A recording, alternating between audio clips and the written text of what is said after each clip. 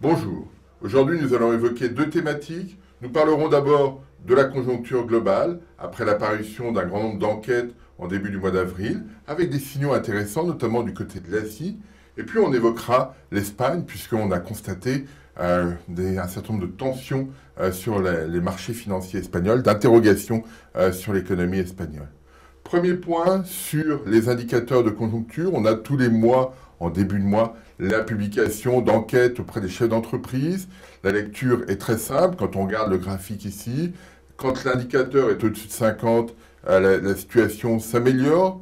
Quand on est en dessous de 50, elle se détériore. Ce qu'on constate quand on regarde les différents points géographiques, on a l'indicateur mondial en rouge, on a l'indicateur américain, l'indicateur de la zone euro, des BRIC, Brésil, Russie, Indochine, eh bien on s'aperçoit que ces indicateurs sont toujours autour de 50, alors un peu au-dessus dans le cas américain, un peu en dessous dans le cas de la zone euro, mais on ne perçoit pas de rupture à la hausse ni de rupture à la baisse. On est dans un environnement assez morose malgré tout, de croissance molle quand on regarde ces indicateurs.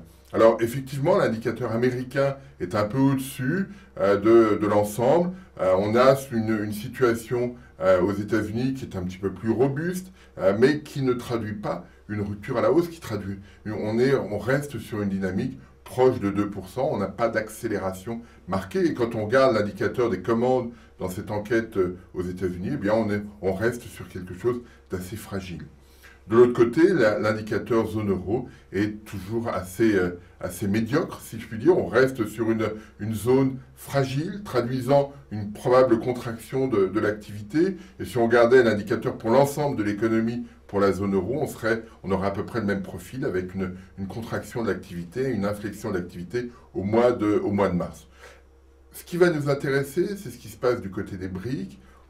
On a de meilleurs signaux sur le Brésil, même si on constate, quand on regarde l'indicateur sur le graphique, qu'il n'y a pas d'amélioration spectaculaire. Mais si on regarde dans le détail, le Brésil est dans un environnement plus favorable. Et au-delà des BRIC, je voudrais regarder ce qui se passe en Asie. Et on le voit sur le graphique ici. Vous avez un certain nombre d'indicateurs. Vous avez l'Inde, vous avez la Chine, vous avez Taïwan, vous avez la Corée. Alors sur la Chine, il y a deux indicateurs. L'indicateur officiel qui reflète les grandes entreprises du secteur public et puis l'indicateur HSBC qui est plus sur les entreprises privées de petite taille. On voit que les profils en général sont assez proches, mais l'indicateur pointillé qui est l'indicateur officiel, au mois de mars s'accélère de manière significative alors que l'indicateur du secteur privé s'infléchit. Alors on voit bien l'incertitude sur l'économie chinoise à travers ces deux indices qui ont des évolutions contradictoires et qui, dans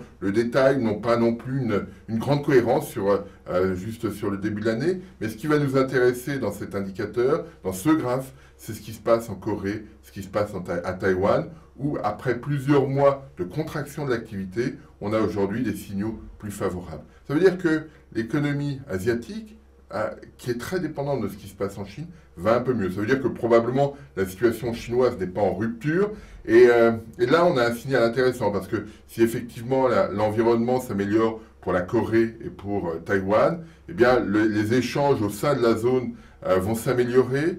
Et si ces échanges s'améliorent, on aura une dynamique plus favorable sur le commerce mondial et les Européens, les Américains en profiteront très largement. Et c'est ce point-là qui nous paraît intéressant dans l'ensemble de ces indicateurs qui ont été publiés. Ce changement de régime peut-être, à confirmer bien sûr, mais changement de régime constaté en Asie.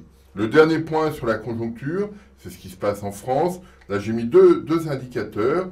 Vous avez l'indicateur PMI, toujours le même, avec au-dessus ou en dessous de 50, et c'est pour l'ensemble de l'économie, qui s'infléchit un peu au mois de mars. Et puis, j'ai mis en même temps l'indicateur du cycle des affaires de l'INSEE, que j'ai pris en variation sur 3 mois. Et on voit que, globalement, la situation est assez proche quand on regarde les deux indicateurs, mais on constate que l'indicateur de l'INSEE est peut-être un petit peu en avance par rapport à l'indicateur PMI, et les signaux du mois de mars sont plutôt favorables. Donc on est peut-être dans une économie européenne, une économie française, qui est en train de changer de régime, ou tout au moins qui ne montre pas de rupture supplémentaire au regard de ces deux indicateurs, et notamment celui de l'INSEE. Voilà, c'est ce point-là qui me paraissait intéressant. On a eu beaucoup d'inquiétudes sur l'économie française.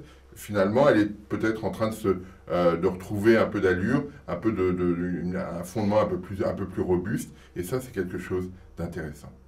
Sur l'économie espagnole, la situation est un peu particulière.